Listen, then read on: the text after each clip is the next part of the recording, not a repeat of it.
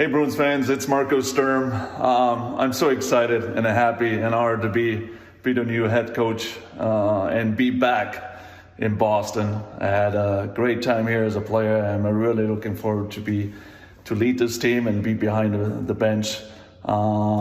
Let's do it together, Boston. All right, looking forward to see you.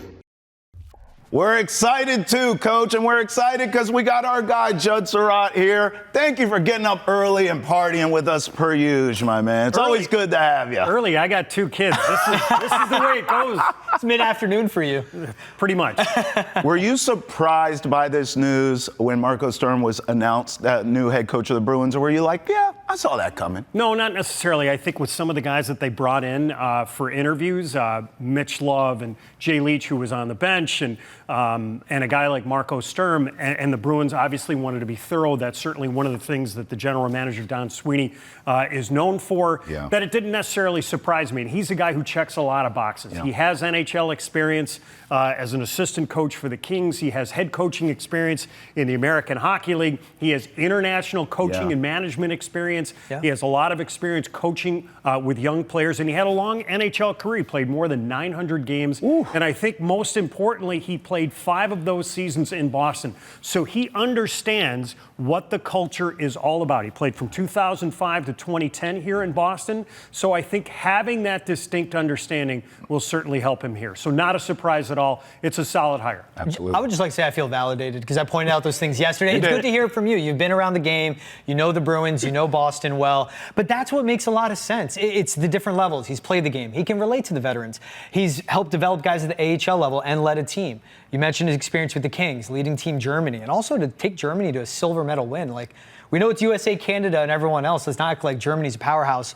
When you see all of those boxes checked, as you said too, what in your eyes makes him the right guy with this roster? And at this point for the Bruins, where they want to get back to contention, and also it's a younger roster, but they have all the vets in place too, the leaders. So the first thing I think about is 2 other coaches in the National Hockey League. Spencer Carberry with the Washington Capitals is a guy that a lot of people around the National Hockey League, okay, how can we find the next Spencer Carberry? And if you look at his path, it's very similar to the one that Marco has had, except Marco has played, more than 900 games in the National Hockey League. Yeah. That's something that Spencer could never, ever say. Right. Yeah. Chris Knobloch, who's behind the bench with the Edmonton Oilers. So when Edmonton made that change a couple of years ago behind the bench, I don't think anybody was necessarily thinking about Chris Knobloch, but they plucked him right out of the American Hockey League. Wow. He was with Hartford, which was the Rangers' primary affiliate in the American Hockey League, and look at where he has his team. Yeah. Up 1-0 in the Stanley Cup final against the Florida Panthers. But I think for a guy like Marco Sturm, and I think back to a comment that Charlie McAvoy had made when he first came back from his injury at the Four Nations tournament. We were in Anaheim, and one of the things that he talked about with the coaching change and some of the changes overall in the roster, he said, we understand, whether that's David Pastrnak, myself, Jeremy Swayman, some of the other guys who have been around here, we understand what it's supposed to look like, what it's supposed to sound like, what it's supposed to feel like in this room when this team is at its best. That's something that Marco Sturm can understand. We always love partying with you because we get such insights from you because you watch this team. We're the cocktails. I know. Well, I've been working on that. When they announced this yesterday. John Walker Black meat. Okay, I was screaming for champagne. We never got it. We'll workshop it offline. But, you watch this team so intimately every night. What's something that's a quick fix? Look, we talk about establishing culture, and that stuff takes time.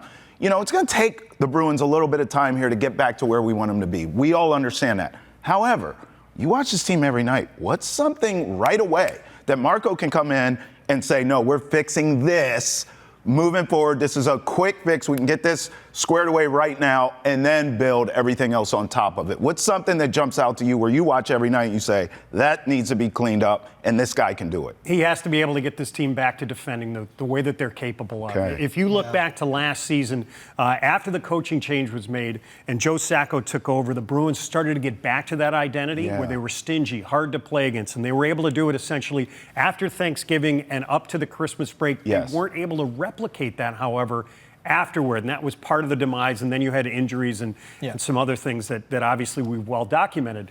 But that's the thing that the Bruins have to get back to. Can you get this team back to defending the way that they're capable? let's assume that Jeremy Swayman is going to have a better season than he had last year. Sure. Let's also assume that the Bruins are going to be healthier than they were last year, where Charlie McAvoy and Hampus Lindholm are around, and that slots guys in better positions with Nikita Zadorov. And you essentially have 5 of your 6 defensemen that are coming back. Mason Lohrei is going to be a better player because of the experience that he had last year, playing his first full season in the National Hockey League. But it's more than that, and that's something that I think Marco Sturm understands, and a guy who played for a long time on the left side with Patrice Bergeron as a 200-foot player. We need to be able to defend as 5-man units. What his system will be, that's something we're going to have to watch. The Bruins have been a layered system going all the way back to Claude Julien. When the coaching changes have taken place, whether that was Bruce Cassidy or Jim Montgomery or Joe Sacco, they kept that system in place. Will Marco Sturm do that as well? I think it's big, too. Elias Lindholm put that back injury behind him. He played through it. But if he can be, to your point, a 200-foot center, that helps everything because they need to be better down the middle. Well, if you look at the way that the Bruins are currently constituted, I think that most of the changes that you're going to see will probably exist on the wings. That was one of the things that the GM, Don Sweeney, had talked about. What those are, that's something that we're going to have to watch for between now and July 1st and maybe subsequently thereafter. I think in the big picture in the National Hockey League, the commissioner and the league sort of frowns upon big moves that are made during the Stanley Cup final because they don't want to take away from the crown jewel of the league. But I'm sure that there are a lot of moves that are in the hopper. So once this series between Edmonton and Florida ends, I would expect a lot of things are going to take place between the end of that series and July 1st, which is the start of free agency in the NHL. George and I were talking yesterday, and I looked up oldest teams in the league.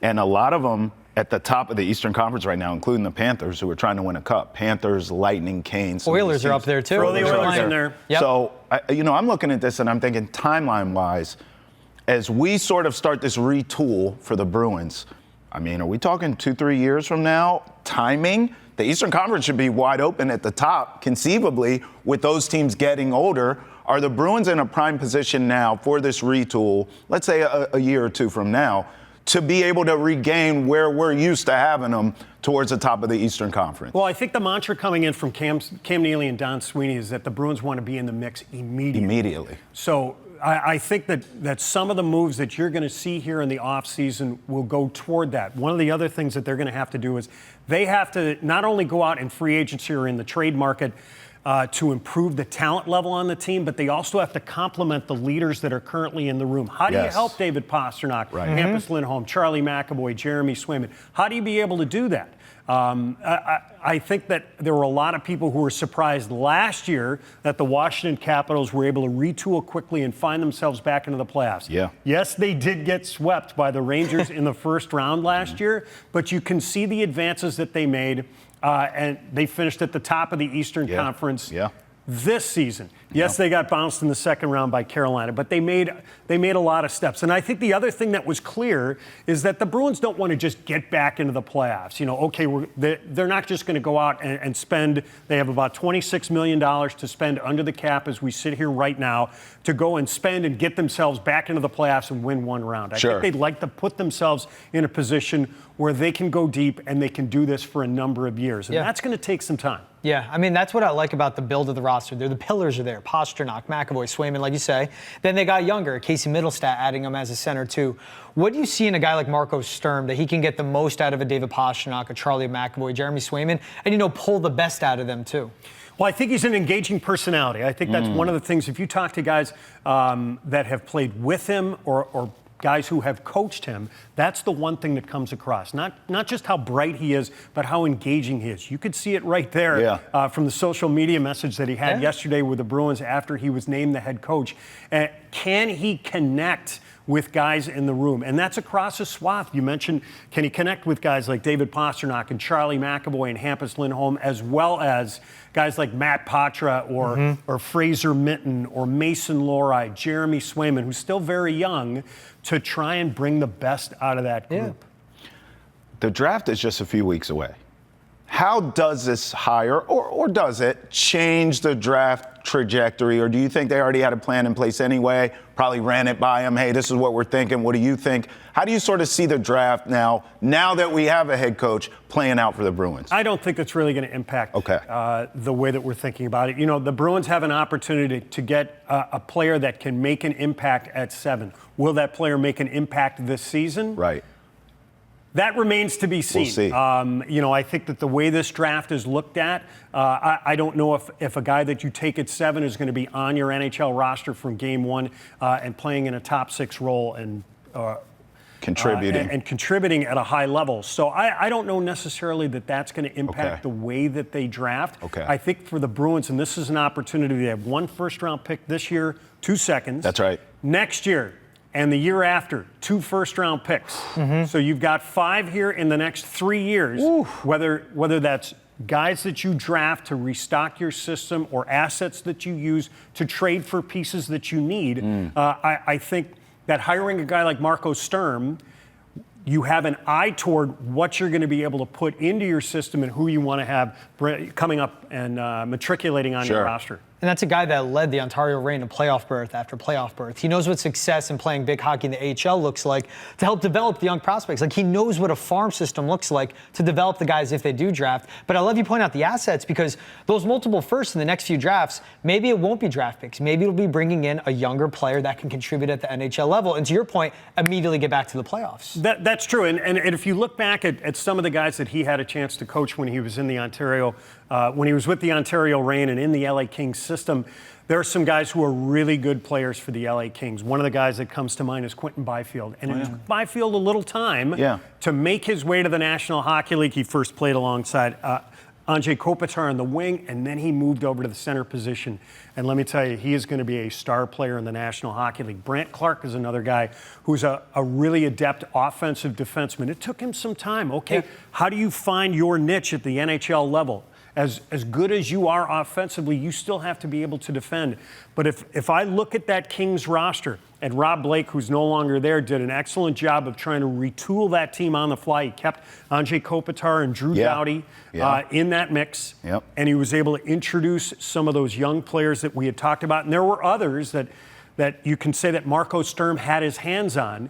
Those are some of the things that you'll look at here with the Bruins. You know, the other thing that I started to think about when Don Sweeney was still a couple of years on the job and he had just hired Bruce Cassidy as the full-time head coach, he introduced a lot of young players into the team. 2017, 2018 season, Sean Corrali, Danton Heinen, Matt Brislick, Jake DeBrusk. I mean, those are some of the names that just pop into my head. And I think there were a lot of people that were surprised, this team is too young. I don't think they can contend. And it took them maybe until December to find their identity.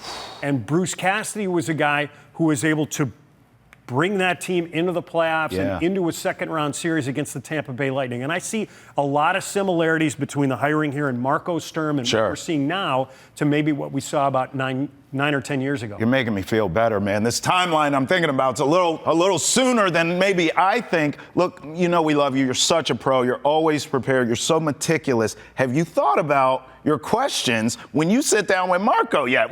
Let's talk game plan. What's your first few questions going to be to him about his vision for this team? No, I haven't gotten there yet. All right. We'll see. All right. We'll have an opportunity to shoot the breeze on Tuesday when he meets the media. Cool. But no, I haven't thought about that yet, but I look forward to getting the chance. We can do it now. We can help you out, Judd. I mean, look, to me, it's the culture. What question should I throw at It's just culture. It's just, how do you plan on establishing this culture? I mean, this franchise, with its history, with its with its history, with everything, what are you looking to do to establish day one that can carry over forever and ever? Amen. Well, I think maybe the other question that you need to ask is, how much do you have to infuse yourself within that culture? I think that there are standards that you need to set behind the bench. And if I look at some of the guys that he played for, it's pretty interesting. He played for some big personalities. He played for some stingy, disciplined coaches. So he started his NHL career under a guy in Darryl Sutter.